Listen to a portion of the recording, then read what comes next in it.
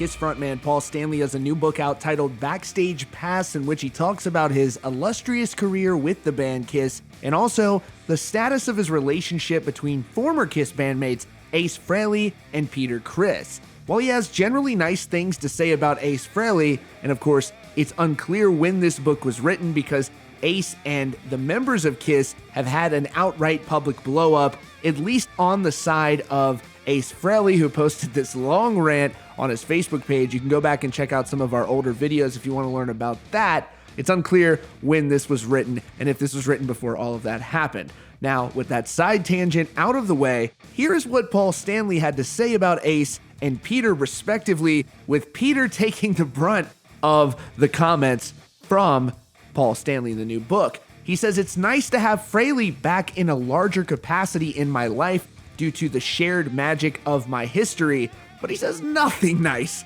towards Peter Criss. He says, quote, "Peter unfortunately is a different story. I don't think Peter has any life. He seems consumed by some kind of reality that his wife tells him.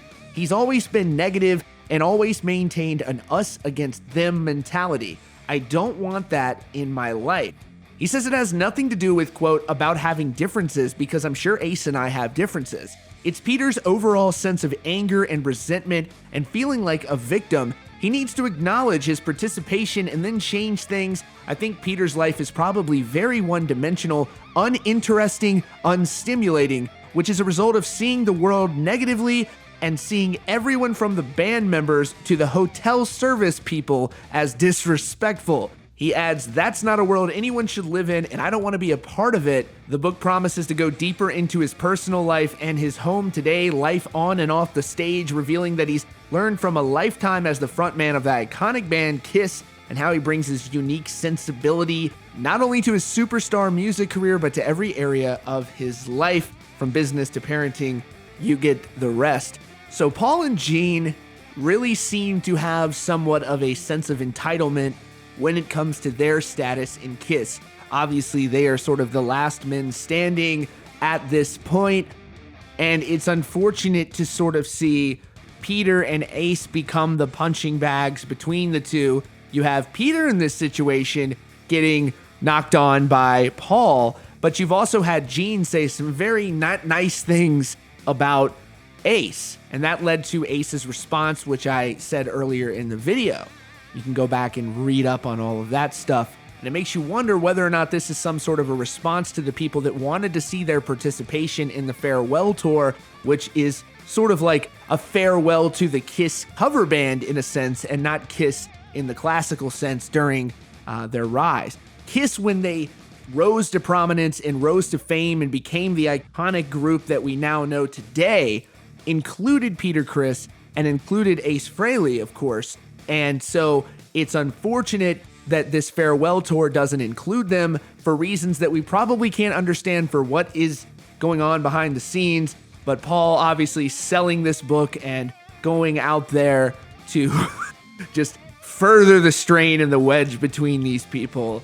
And this is typical Kiss, where they go out and they trash each other, and if it's not Gene, it's Paul, or it's just a bummer to see when Kiss is out on their farewell tour and you've got these two guys that have played an immeasurable role in their history, and they have these personal beefs and these personal disputes, and the fans want it.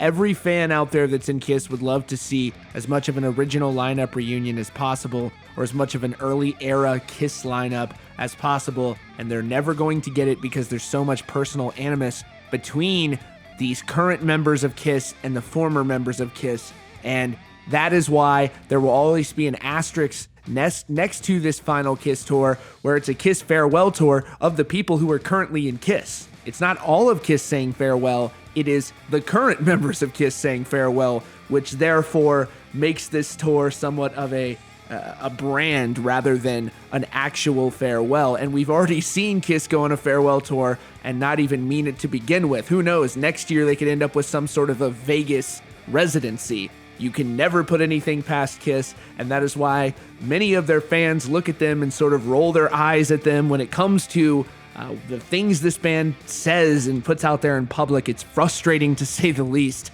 So we're going to keep an eye on this to let you know if Peter has anything to say in response to this. That's all for now. If you're new here, you can subscribe to Rockfeed with notifications on so you don't miss out on breaking hard rock and heavy metal news. Thanks so much for joining us here today at Rockfeed, and we'll see you all very soon.